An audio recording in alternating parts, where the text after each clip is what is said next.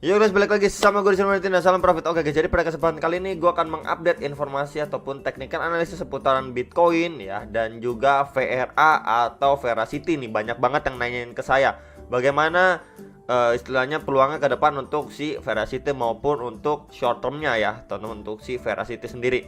Jadi untuk video kali ini seperti biasa langsung aja ke inti videonya. Awalnya bakalan diawali dengan technical analysis untuk si Bitcoin. Memang dia bermain di descending broadening wedge pattern seperti ini kurang lebih ya patternnya nih teman-teman ya. Ini bagian atas untuk resistance ya, bawah untuk trendline supportnya. Oke, jadi memang dia ini kemarin ini sudah hit di kisaran 45.900 dolar, sekitar area itu, kemudian terjadi pemantulan. Memang kita bisa lihat dari area bagian bottoming ya, dari box warna kuning ini box warna kuning, dimana itu adalah istilahnya untuk area kita cicil beli pertama atau akumulasi pertama yang sudah saya sampaikan beberapa kali di video.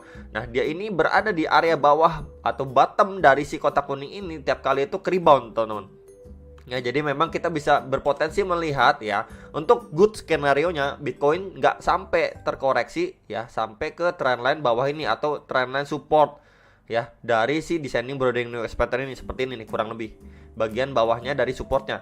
Ya, kita berpeluang tidak melihat hal seperti ini ya untuk skenario terbaiknya.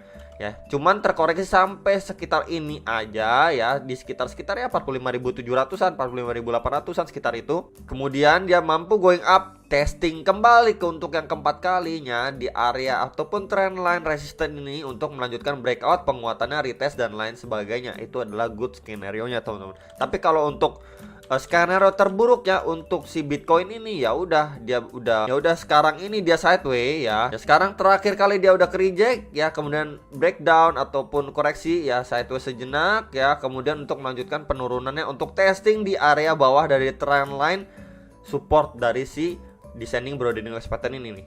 Kurang lebih seperti ini nih teman-teman. Ya, itu untuk skenario terburuknya, baru kali ini mengalami pemantulan di sekitar area 44.000 sampai 45.000 dolar, sekitar itu. Nanti kita lihat ya pergerakannya sejauh apa nih untuk si Bitcoin. Kalau memang terdekat sekarang dia koreksi ya ke bagian trendline ini kan, kalau sekarang ini ya posisi sekitaran 44.600-an.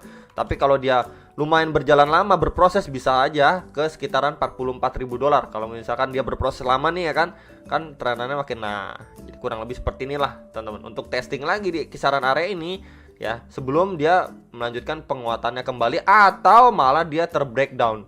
Ya, kalau dia breakdown pun ya untuk menutup si, nah ini shadow candle bagian lower ya, teman-teman, di tanggal 4 Desember. Nah, jadi memang untuk menutup ataupun dia testing kembali ya di kisaran 42.000 dolar ini masih ada kemungkinan. Ya, jadi ini adalah skenario terburuknya. Dia udah dia nutup untuk bagian shadow candle ini tanggal 4 Desember tersebut sebelum melanjutkan penguatan kembali. Oke teman-teman ya.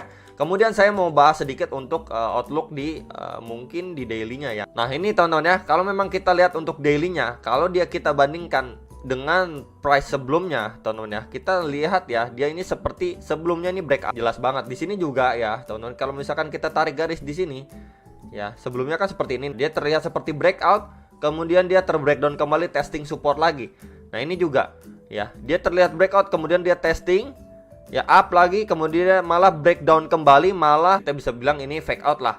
Cuman overall yang saya mau infokan ke kalian di sini adalah dia juga nutup bagian shadow candle pertama kali dia dump, sama seperti ini. Ini ada shadow juga, ini juga ada shadow, ini juga ada fake breakout, ini juga ada fake breakout teman-teman dari trendline yang tadi sudah saya infokan di sini. Tuh.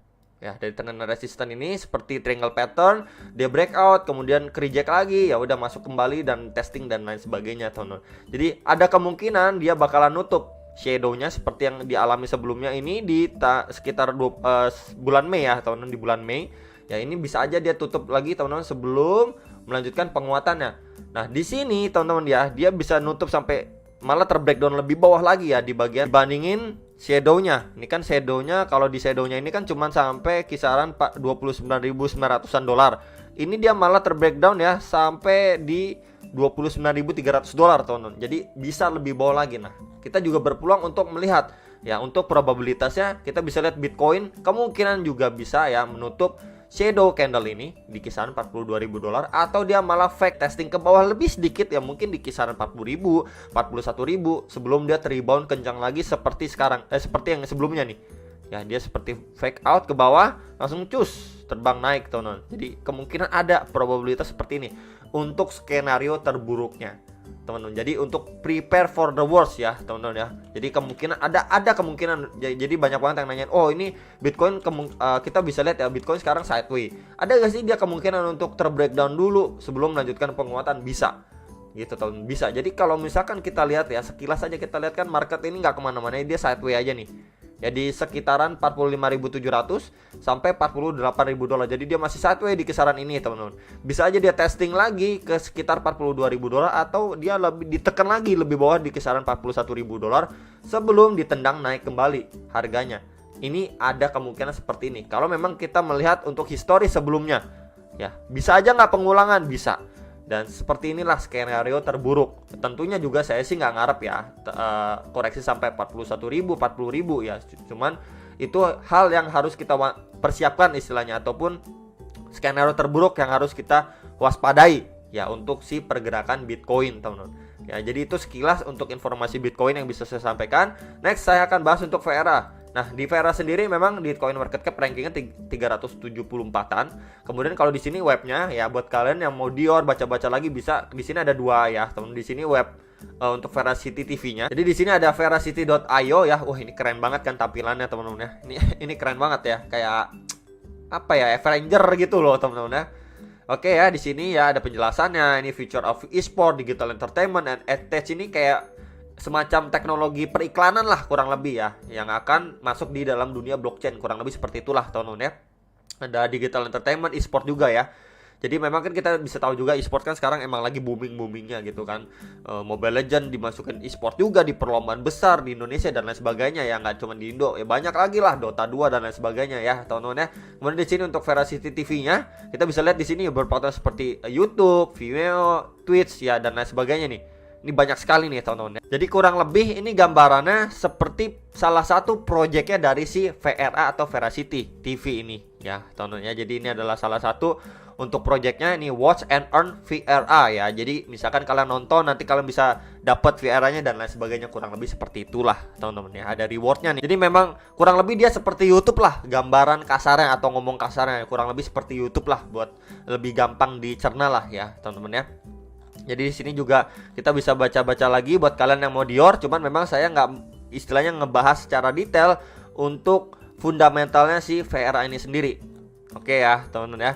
Jadi memang sekarang ini saya akan lebih fokus atau menganalisa teknikalnya. Jadi buat kalian yang mau Dior ya silahkan ke webnya, baca-baca, kemudian join ke Telegramnya ke Instagramnya dan lain sebagainya teman-teman. Oke. Dan di sini juga ada Vera Wallet juga nih ya, by the way. Oke. Jadi memang dari segi fundamental menurut saya oke sekali gitu teman-teman ya. Mereka juga nggak istilahnya benar-benar melek dengan hal yang sekarang ini lagi booming seperti e-sport. Kemudian ada NFT ya, digital dan lain sebagainya ya. Pokoknya mereka masukin segala macam yang lagi tren, yang bisa mendongkrak juga si VRA dan juga bisa ikut membesarkan seperti e-sport ya kan, NFT ya, kemudian dunia periklanan, kemudian di dunia periklanan dan lain sebagainya. Jadi memang untuk si VRA ini ya istilahnya sangat melek akan yang lagi hits lah, yang dan akan kira-kira berkembang di beberapa tahun ke depan ya. Jadi dia masukin ke programnya dia dan lain sebagainya, kurang lebih seperti itu. Dari segi fundamental saya sendiri nggak ada permasalahan ya teman-teman ya, bagus untuk long term. Cuman untuk permasalahan di technical analysis ataupun untuk buy dan sell-nya ini memang selalu ikutin market. Jadi memang nggak ada jaminan kalau memang fundamentalnya bagus ya, market lagi going down ya, Bitcoin going down, market lagi going down ya.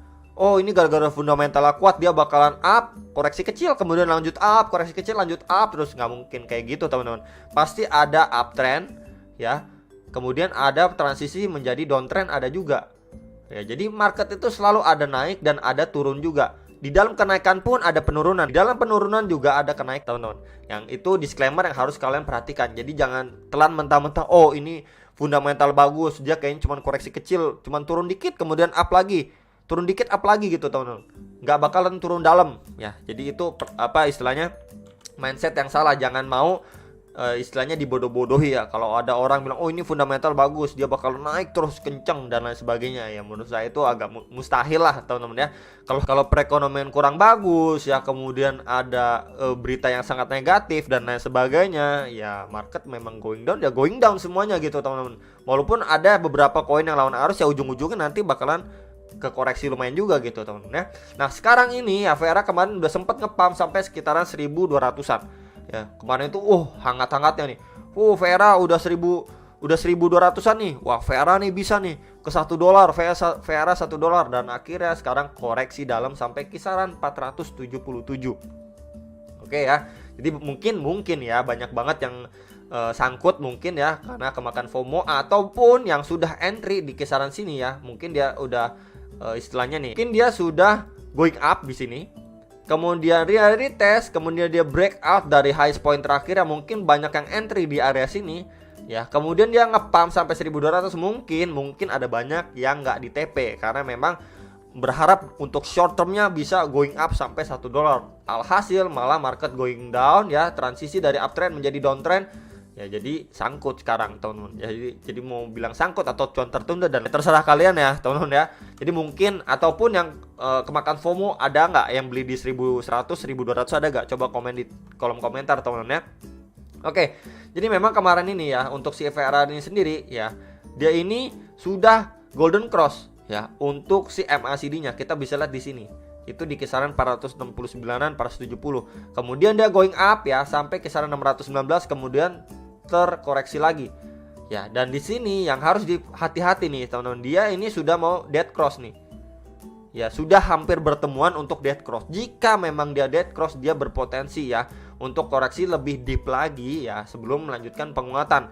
Itu yang harus diperhatikan atau diwaspadai. Ya, kemudian juga ini masih ada potensi turun lanjutan lagi karena memang untuk daily-nya ini, by the way saya bahas daily ya teman-teman ya, time frame daily dari stochastic RSI-nya juga masih terus melanjutkan penurunan ke area oversold-nya atau area di bawah 20. Ya, jadi mungkin sekali untuk VRA setidaknya sideways atau terburuknya dia bakalan testing support yang lebih bawahnya lagi.